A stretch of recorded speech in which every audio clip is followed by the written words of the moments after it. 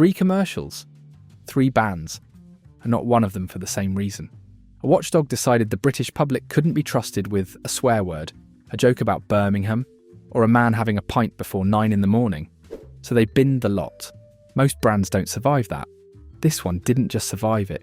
5 years on, the watchdog that banned it had a front row seat to what happened next, and couldn't do a thing about it. Rewind to 2021. Diddley Squat is barely out of nappies as a working farm, and Clarkson has a problem every farmer in this country will recognise on sight. The subsidies are shrinking. The arithmetic of British agriculture, never generous at the best of times, is getting worse, and sitting in his fields doing nothing useful whatsoever is a perfectly good crop of barley. So he does the only sensible thing a man in his position could do. He turns it into lager. He names it Hawkstone, after a prehistoric standing stone near the farm, which sounds considerably better than the name he actually wanted, which was Lara McClaraface. The advertising agency vetoed that one for not sounding premium enough, which, in hindsight, was the last time the advertising world would ever get its way with this brand. Because then came the adverts, and then came the bans, 3 of them, back to back, each one rejected by Britain's advertising watchdog for a different sin: swearing, insulting an entire city, encouraging the wrong sort of drinking at the wrong sort of hour. For most new drinks brands, that is the end of the story. 3 commercials binned before launch is a marketing budget burned to ash, and a product that never gets off the ground. Nobody remembers the beer that couldn't get on telly. Except this one, because 5 years later, on that June evening in 2026, with a nation holding its breath before kickoff, Hawkstone bought its way back onto the exact medium that once refused it. Not with a quiet regional slot at 2 in the morning, with the final ad break before England's opening match, the most watched advertising real estate in the country, and by most accounts, the most expensive single promotion of the entire year. The industry that banned this beer had to sit there, in their own front rooms, and watch it win. To understand how a brand goes from banned to biggest, you need to go back and watch it get banned 3 times in a row. Because each rejection, taken on its own, looks like a disaster. Taken together, they look like the best marketing campaign nobody paid for. The first Hawkstone commercial was built around a single moment. Clarkson, glass in hand, takes a taste of the lager he has spent months getting right, and reacts the way any honest Englishman reacts to something that actually works. He says a word you cannot say before the watershed, twice for good measure. It should have been unremarkable. A man enjoying a pint on camera, saying what he actually thinks. That is, after all, roughly the entire appeal of Jeremy Clarkson as a broadcaster. But the advertising regulators looked at 40 seconds of unscripted enthusiasm and decided the British public could not be trusted with it. Banned. Pulled before it ever reached a television screen in the middle of a primetime slot it had been booked into. Clarkson's response was not to sulk quietly and try again with something safer. He filmed a second advert, this one explaining, with visible relish, exactly why the first one had been banned. He read out the offending line for the cameras, apologised with the sincerity of a man who was not remotely sorry, and told the country that the fun police, in their beige little offices, had decided the public could not be trusted to hear a grown man enjoy his own beer. It is worth sitting with that for a moment, because it is the whole trick in miniature. A ban on its own kills momentum. A ban explained by the person it happened to, with a wink and a shrug, becomes content. Free content. Content that spreads because people want to see what all the fuss is about, and because there is nothing the British public enjoys more than watching a Jobsworth tell somebody off for something perfectly reasonable. The advert that never aired on television reportedly reached over 1 million people online anyway, through exactly nobody's advertising budget. The regulators thought they were protecting the nation from a rude word. What they actually did was hand a brand new lager with 0 television history and no household name behind it beyond Clarkson himself. Its first genuine moment of national attention. For free. That is advert number 1, banned for swearing, remembered for exactly that reason. If the first ban was almost predictable, the second one is where the story starts to feel less like bad luck and more like a pattern worth paying attention to. The second Hawkstone commercial made a claim. A simple, cheeky, entirely typical piece of beer advertising bravado that the lager was better than Birmingham. Not better than a rival lager, not better than the local pub down the road, better than an entire city, population well over 1 million, apparently in need of official protection from a slogan on a beer can. It was rejected. An entire British city, the regulators decided, could not be casually insulted for the sake of a punchline on a lager advert. Now, on its face, that is an odd thing to ban. British advertising has for decades traded gently in this exact sort of regional rivalry and self-deprecating cheek. It is the currency of pub banter, the length and breadth of the country. Yet somehow a joke about Birmingham crossed a line that had, up to that point, never really been drawn. Which is precisely what made it so useful. Because the story was no longer just about a beer, it was a story about a watchdog that had, within the space of 2 adverts, banned a swear word and then banned a joke about a city. And the contrast between those 2 decisions did more for Hawkston's profile than either advert could have managed on its own merits. Journalists who would never normally write a word about a new lager launch found themselves writing about the absurdity of the ban itself. Radio phone-ins debated whether Birmingham needed defending from a beer slogan. Comedians picked it up. Pub conversations picked it up. Every fresh rejection was, in effect, a second launch. A new headline, a new wave of curiosity, a new excuse for people who had never heard of Hawkston to go looking for the beer the papers kept talking about. Clarkson did not need to explain the joke. The ban did that work for him, and did it for free, in every newspaper willing to run the story. The third advert is where the pattern hardens from coincidence into something you could set a watch by. This one showed Clarkson enjoying a Hawkstone before the working day had properly begun. On a farm, mind you, where the working day tends to start somewhere in the region of 5 in the morning and does not politely wait around for a 9 to 5 clock to strike. But the regulators were not interested in the particular rhythms of agricultural life. They saw a man drinking before conventional office hours and ruled it a promotion of irresponsible drinking. Banned, for the 3rd time. 3 commercials made, 3 commercials refused, and by now the shape of the story had become impossible to ignore, even for people who had no particular interest in beer, farming, or Jeremy Clarkson. Because at this point, the headline had stopped being about any single advert and had become something much bigger. There is a new beer in this country. The people whose job it is to decide what you're allowed to watch have decided 3 separate times that you cannot be trusted to watch adverts for it. And the man behind it thinks that is worth swearing about, worth defending, worth explaining to camera with barely concealed delight. In most countries, that would read as a warning label. In Britain, it reads as an invitation. Tell an Englishman he cannot have something, and the natural response is not caution. It is curiosity, closely followed by a trip to the shop to see what all the fuss was about. 3 bans in a row is not bad luck. It is, whether by accident or design, the most efficient advertising campaign the industry never approved. So here is the question worth asking properly.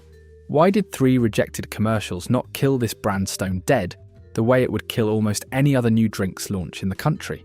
The answer is that Hawkstone never actually needed traditional television advertising in the first place because it already had something far more valuable sitting right there on Amazon Prime Video, Clarkson's Farm. Think about what that show actually is, stripped back to its bones. It is hours of footage across multiple series of the barley being sown, watered, harvested, and eventually brewed, narrated by the most recognisable farmer in the country, on one of the largest streaming platforms in the world. No watchdog governs a documentary series the way it governs a 30-second commercial. No rules about watersheds. No rules about what time of day a man is allowed to be seen enjoying a pint on his own land. Just the beer, the farm, and an audience that had already spent years rooting for both of them to succeed. That is not a 30-second advert. That is an origin story, told at length, with genuine stakes, to millions of people who had already decided they liked the man telling it. The launch numbers bore this out almost immediately. When Hawkston went on sale, it became the best-selling beer on Amazon within days, no television campaign required. By January 2022, it was pulling pints on draft in pubs across Oxfordshire. The brand built its following from there almost entirely through social media, feeding off Clarkson's existing reach and the show's momentum, growing at a pace that conventional marketing wisdom insists should be impossible for a brand the establishment had just spent months rejecting. This is the part worth sitting with for a moment, because it is the actual lesson underneath all the noise. A ban does not create demand out of nothing. It only works if there is already an audience standing ready to notice. Hawkstone had that audience built before a single commercial was ever submitted for approval. The bans did not launch the brand, they simply handed an already watching public a reason to talk about it. Now, before we get to how far this thing actually travelled, that is genuinely worth sticking around for. If you've enjoyed the story so far, do give this video a like, drop a comment telling me which of those 3 bans you think was the daftest, and if you haven't already, subscribe and tap that notification bell so you don't miss where this goes next. Because the second half of this story is where it gets properly enormous. By 2024, the supermarkets came calling. Waitrose became the first major chain to stock Hawkstone on its shelves, and the floodgates opened from there. Morrison's followed. Sainsbury's followed close behind. A beer that regulators had, only a couple of years earlier, deemed unfit for a 30-second slot on regional television, was now sitting at eye level in the aisles of Britain's most respectable supermarkets, sold to the very households the watchdog had seemed so determined to protect from it. The brewery itself grew to match.